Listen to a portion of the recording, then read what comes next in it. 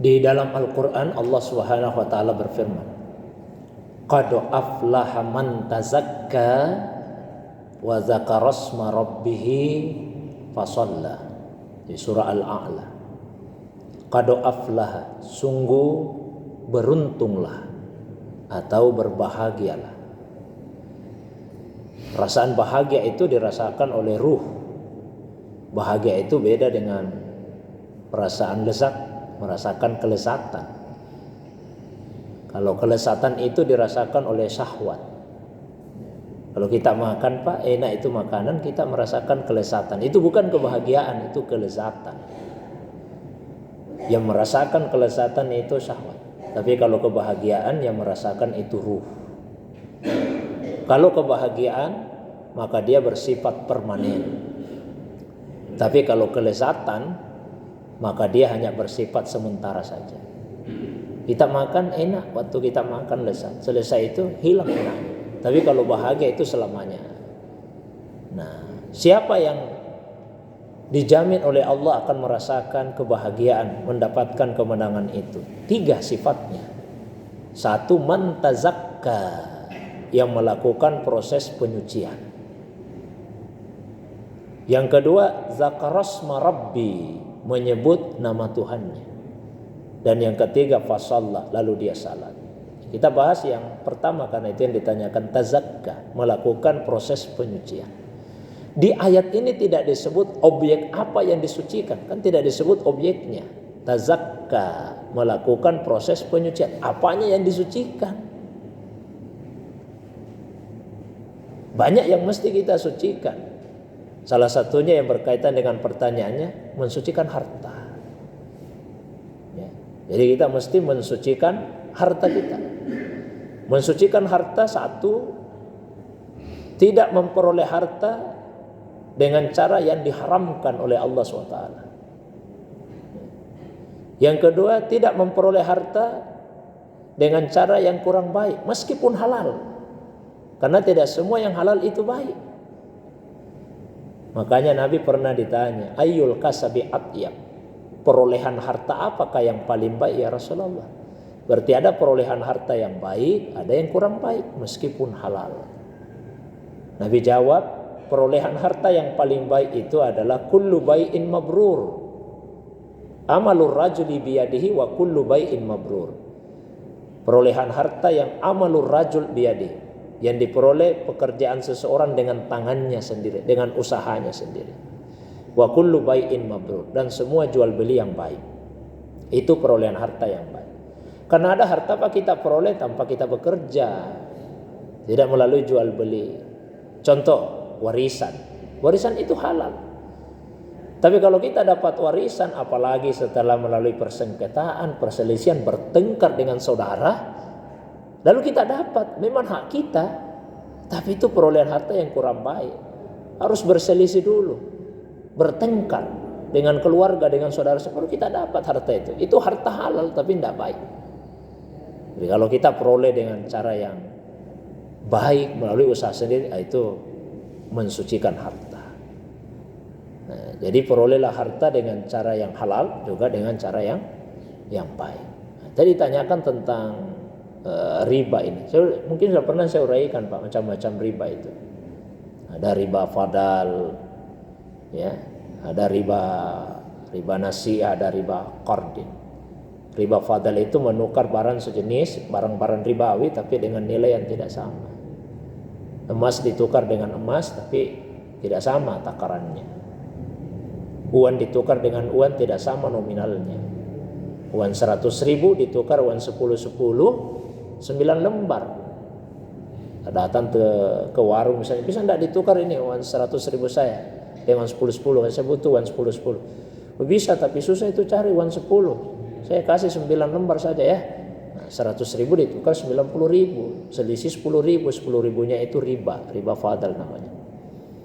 Ada riba nasi'ah, kelebihan karena penangguhan pembayaran. Saya pinjam uangnya Bapak 1 juta, perjanjian 1 bulan saya bayar. 1 bulan saya tidak mampu bayar. Lalu saya minta penangguhan, bisa enggak bulan depan saya bayar Pak? Bisa Ustaz, tapi bertambah itu utangnya. Nah, penambahannya itu riba nasi'ah. ada riba qard. Kullu qardin jarra manfaatan fahuwa riba. Semua peminjaman yang mengambil manfaat kelebihan darinya itu riba. Saya pinjam uangnya Bapak 1 juta, dengan perjanjian saya bayar setiap bulan 110.000 selama 10 bulan. Tentu jadinya 1.100.000. 100-nya itu riba. Memanfaatkan barang gadaian, pemanfaatan itu riba. Saya pinjam uangnya Bapak 10 juta. Bapak agak ragu, besar-besar ini Ustaz, apa jaminannya ini motorku Pak? Selama uang 10 juta itu saya tidak kembalikan, Bapak pakai motor saya itu. Itu pemakaian riba. Karena barang jaminan tidak boleh dimanfaatkan oleh orang yang meminjam. Kan bukan motornya Bapak, motor saya itu. Ya, macam-macam. Nah tadi ditanyakan, gimana kita tidak bisa keluar dari sistem ini? Allah itu tidak akan membebani kita kecuali sesuai dengan kemampuan kita. Jadi kadang-kadang Bapak Ibu sekalian, kita menganggap itu kebutuhan, padahal sebetulnya bukan kebutuhan, cuma keinginan saja. Pernah seorang ibu telepon saya, Ustaz, saya tahu kalau pinjam uang sama rentenir itu riba, tapi saya darurat ini Ustaz. Saya tanya, daruratnya apa Bu? Saya punya beberapa anak. Nah, saya sekolahkan anak saya itu tempat yang beda-beda. Saya harus antar. Selama ini saya naik yang mobil online lah Pak. Ya, mana-mana itu nih secara online. Terlalu banyak pengeluaran saya. Jadi saya darurat ini, saya harus punya mobil supaya tidak begitu lagi. Terus saya tanya, kalau ibu tidak beli mobil kira-kira itu akan berpotensi menghilangkan nyawanya ibu? Tidak juga ya. Oh berarti belum darurat itu. Karena darurat itu yang berpotensi bisa menghilangkan nyawa, membuat kita dalam keadaan yang sangat terdesak, yang sangat susah. Sama orang lapar sekali, kalau tidak makan bisa mati. Satu-satunya yang tersedia hanya makanan yang haram. Itu darurat namanya. Kalau tidak makan dia bisa mati, baru darurat. Tapi ini kalau tidak punya mobil tidak mati juga kan. Jadi kadang-kadang kita memasukkan itu sebagai satu kebutuhan, padahal ya cuma keinginan saja. Kita punya keinginan yang berlebihan.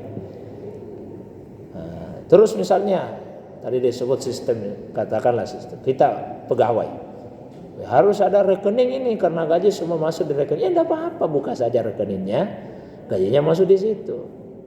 Tapi yang diperselisihkan ulama, misalnya bunganya, ada yang mengatakan riba, yang mengatakan bukan.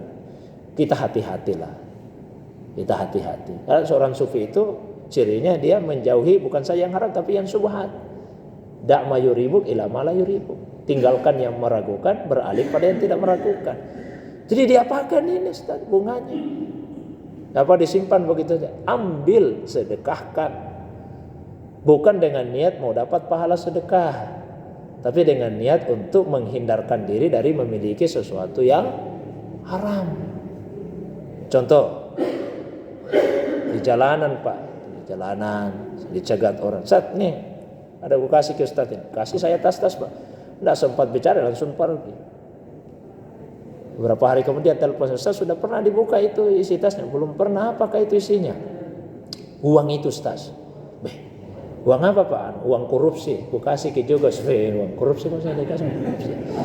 Semua apa kan ini uang korupsi? Tidak bisa saya manfaatkan. Udah saya sedekahkan saja dengan niat untuk melepaskan diri dari memiliki sesuatu yang haram. Tapi jangan dimasukkan ke tempat-tempat yang mulia, jangan untuk masjid. Jangan juga untuk yang dimakan orang, ya. Digunakanlah untuk yang sesuatu yang rendah, ya, untuk yang mulia. Ya, jadi tidak dilarang Pak kita punya rekening, silakan. Itu juga punya rekening Pak, namanya pegawai harus ada rekeningnya, gajinya masuk di situ. Kalau tidak ada rekening tidak bisa manual kita terima. Ambil saja bunganya setiap saat begitu. Kita sedekahkan, niat untuk melepaskan diri dari memiliki sesuatu. Saya punya usaha, tidak bisa saya kembangkan usaha ini tanpa meminjam uang. Insya Allah bisa Pak. Ya, karena tidak mungkin Allah SWT menyuruh kita melakukan sesuatu kalau tidak ada jalannya.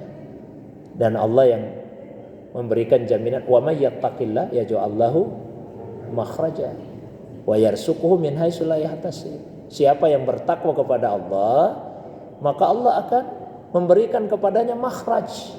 Makhraj itu jalan keluar dari masalah yang dihadapi. Ya, Allah yang memberi jaminan, Pak, dikasih kita jalan keluar. Masa pada saat larangan Allah ditinggalkan justru kita dipersempit, kan tidak mungkin. Ya. Wa yarzuquhu min haitsu la yahtasib. Dan Allah akan memberikan rezeki dari arah yang tidak disangka-sangka. Nah, apa yang perlu kita lakukan? Satu, tumbuhkan keyakinan di dalam hati. Allah itu maha kaya. Allah maha kaya. Allah subhanahu wa ta'ala tidak mungkin mempersempit hambanya yang justru berusaha untuk bertakwa kepadanya, melaksanakan yang dia perintahkan dan menjauhi larangan-larangannya. Apalagi larangan yang termasuk dalam kategori dosa-dosa yang besar, termasuk riba tadi. Keyakinan tumbuh, usaha kita maksimal, insya Allah Allah akan memberikan jalan keluar. Kalau kemudian ada ujian-ujian yang kita hadapi, itu ujian dari Allah. Anda konsisten tidak, ini istiqamah tidak, baru diuji sedikit sudah goyah. Nah, itu ujian dari Allah SWT. Saya kira itu, Pak, ya. Wallahu a'lam bishawab. Silakan, Pak.